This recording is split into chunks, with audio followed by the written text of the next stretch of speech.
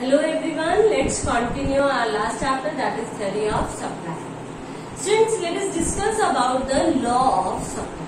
Law of supply क्या होता है? That it states that there is a positive relationship between prices, which prices?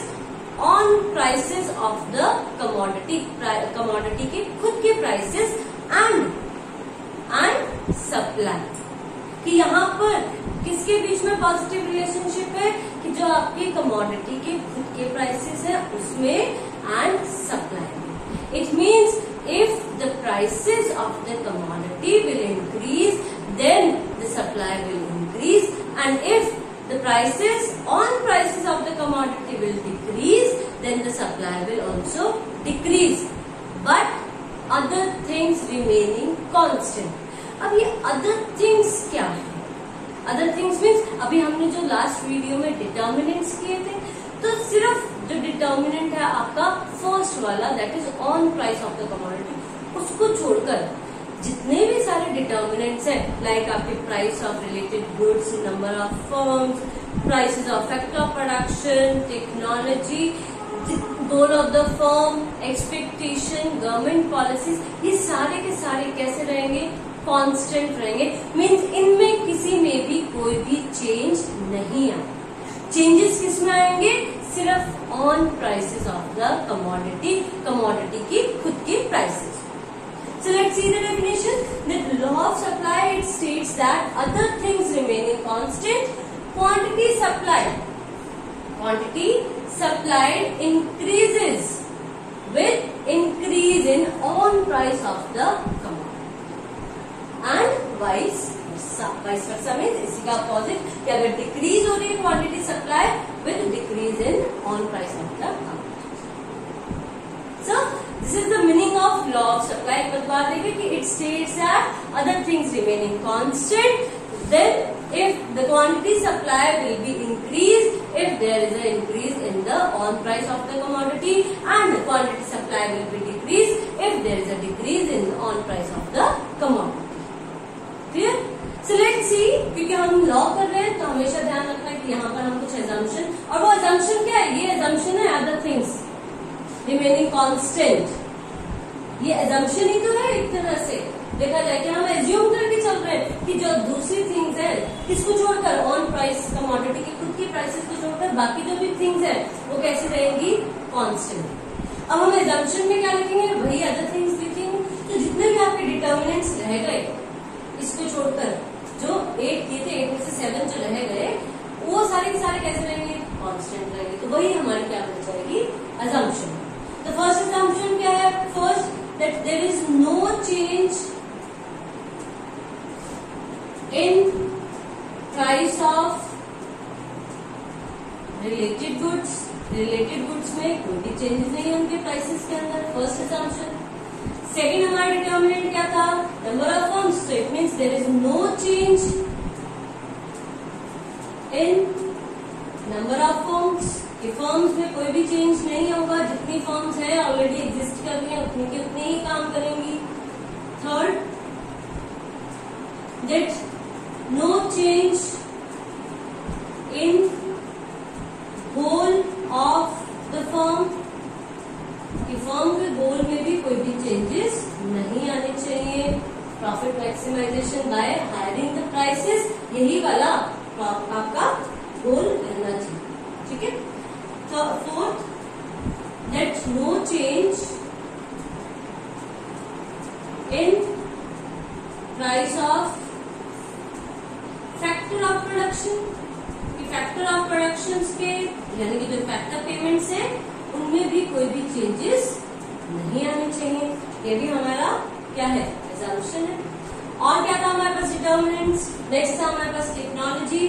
Fifth constant technology.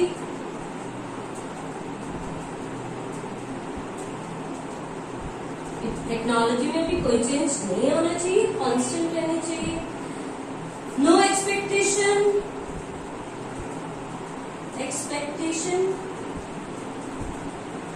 In near future की कोई भी expectation नहीं होनी चाहिए कि इंक्रीज होंगे प्राइसेस या डिक्रीज होंगे, ऐसा कुछ भी नहीं एक्सपेक्ट होना चाहिए. And the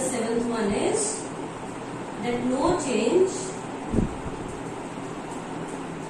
in government policy, government की पॉलिसी में भी, पॉलिसीज के अंदर भी कोई भी चेंज नहीं होना चाहिए। तो ये सारे के सारे हमारे क्या थे, डिटर्मिनेंट्स है। और उन सारे के सारे डिटर्मिनेंट किसको छोड़कर, सिर्फ ऑन प्राइस ऑफ कमोडिटी जो फर्स्ट डिटर्मिनेंट उसको छोड़कर जितने भी डिटर्मिनेंट्स थे, अदर फैक्टर्स थे, वो सारे कैसे होने चाहिए, कांस्टेंट होने चाहिए। There will be no change in that. Next करेंगे हम इसकी एक्सप्लेनेशन, क्योंकि हमारे पास एक सीक्वेंस है, पहले लो का हम मीनिंग लिखेंगे, डेफिनेशन लिखेंगे, उसके बाद हमने एजम्पशंस लिखनी है एंड आफ्टर दैट एक्सप्लेनेशन। आपकी बुक के अंदर एक्सप्लेनेशन पहले दी हुई है, एजम्पशंस बाद में दी हुई है, कोई बात नहीं, आप उस तरह से भी लिख सकते हैं। एक्सप्लेनेशन हमने क्या करना है, देखो हमने अभी कहा कि यहाँ पर रिलेशनशिप कैसा है, पॉजिटिव रिलेशनशिप। तो आपने ये जो टेबल बनाना है वो भी अपने अकॉर्डिंग आप बना सकते हो, लेकिन कैसा बनाना है सिर्फ ध्यान में रखना है कि पॉजिटिव रिलेशनशिप होना चाहिए। अगर प्राइसेस इंक्रीज कर रहे हैं तो सेल भी इंक्रीज करनी चाहिए। ओके, प्राइसेस 5 थे तो हमारी सेल थी, क्वांटिटी सप्लाई थी 100, 10 हुआ इंक्रीज हो गई तो क्वांटिटी सप्लाई भी इंक्रीज हो गई 150, और 15 हुआ तो क्वांटिटी सप्लाई इंक्रीज होकर 200। इसी को डायग्रामेटिकली रिप्रेजेंट करेंगे तो यहाँ पर OX एक्सिस पर हम क्वांटिटी सप्लाई शो कर रहे हैं, यहाँ पर हम प्राइसेस को शो कर रहे हैं OY एक्सिस के ऊपर। अब देखो 5 प्राइसेस पर 100 सप्लाई, 5 प्राइसेस सप्लाई कितनी है हमारी 100, दिस वन। 10 सप्लाई तो quantity sorry 10 prices, quantity supply कितनी है हमारे पास 150, दिस वन। एंड 15 अगर प्राइसेस है, क्वांटिटी सप्लाई हमारी कितनी है 200, this one. With the help of ruler you can join these points, और ये हमारे पास क्या आ गया, सप्लाई कर्व, जिसको हम SS से डिनोट करते हैं। तो आप जब भी एक्सप्लेनेशन लिखोगे सबसे पहले टेबल बनाओगे, उसके बाद डायग्राम बनाओगे और उसको फिर एक्सप्लेन करना है, क्योंकि बहुत मोस्टली स्टूडेंट्स क्या करते हैं, सिर्फ डायग्राम बना देते हैं और टेबल बना देते हैं, उसके बाद एक्सप्लेन नहीं करते।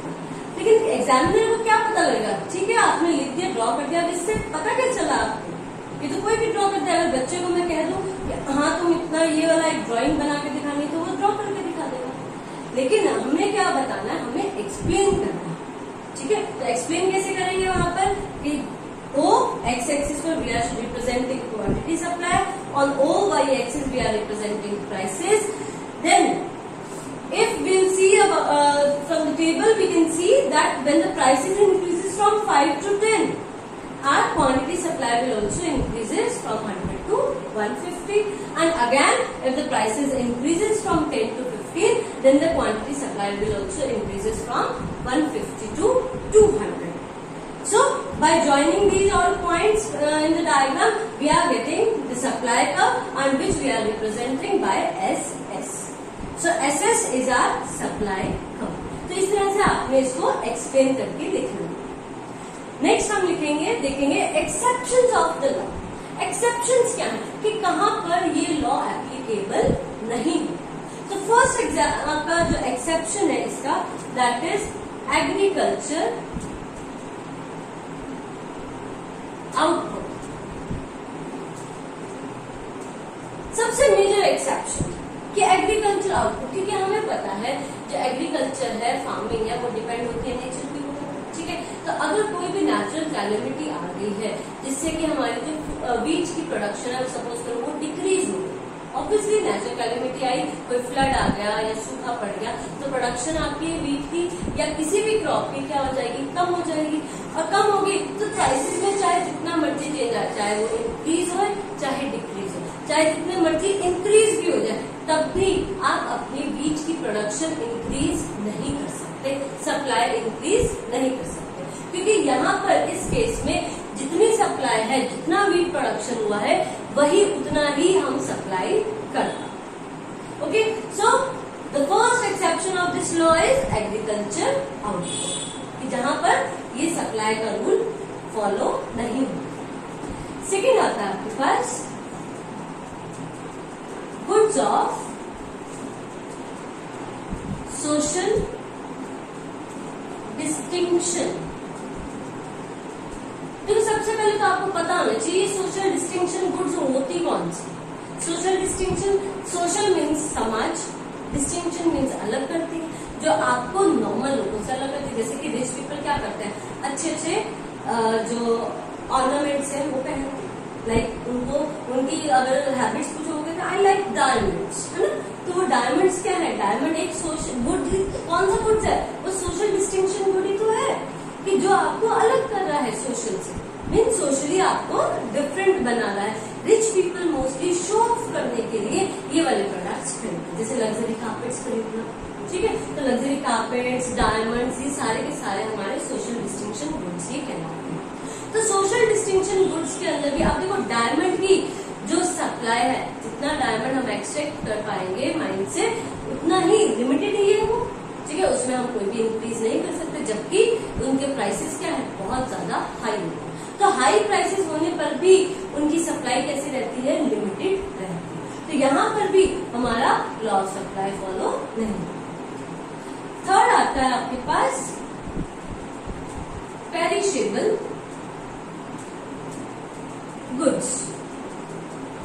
पेरिशेबल गुड्स, अब ये पेरिशेबल गुड्स यानी कि जो जल्दी से खराब हो जाते हैं, मीन जिनकी लाइफ जो सेल्फ लाइफ है वो बहुत ही शॉर्ट होती है, लाइक वेजिटेबल्स, फ्रूट्स, इनकी क्या है लाइफ, बेकरी प्रोडक्ट्स है, केक है, पेस्ट्रीज, ये सब क्या है, वो पेरिशेबल गुड्स है, कुछ शॉर्ट टाइम के लिए वो सही रहती है, उसके बाद वो खराब हो जाती है। तो अगर वो शॉर्ट टाइम के लिए उनकी क्योंकि लाइफ शॉर्ट होती है, इसी वजह से अगर उनकी सप्लाई हमें बढ़ानी है, मीन्स जल्दी से बेचना है, क्यों, क्योंकि हमें डर है कि वो कहीं खराब ना हो जाए, तो हमें लो प्राइस करके भी उनको क्या करना पड़ता है, सेल करना पड़ता है, सप्लाई देनी पड़ती है। तो यहाँ पर भी आपका लॉ ऑफ सप्लाई एप्लीकेबल नहीं है।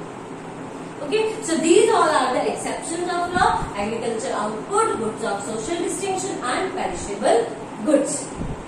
अब स्टूडेंट्स, अगर आपको क्वेश्चन आता है दैट डिफाइन या explain about the law of supply, सिर्फ इतना क्वेश्चन आता है, तो आपने क्या करना है, आपने लॉ ऑफ सप्लाई का मीनिंग लिखना, उसको एक्सप्लेन करना थोड़ा सा, देन असम्पशंस लिखनी है, उसको एक्सप्लेन करना है पॉइंट वाइज, देन एक्सप्लेनेशन। अगर आपको क्वेश्चन है critically explain law of supply, तो क्रिटिकली का मतलब होता है कि आपने इसके एक्सेप्शंस भी लिखने हैं, कि क्रिटिसाइज करके लिखिए लॉ ऑफ सप्लाई को, तो वहां पर इस सारे के सारे एक्सप्लेनेशन के साथ साथ आपने एक्सेप्शंस भी लिखने हैं। ओके, सो आज के लिए इतना ही। Thank you and have a nice day.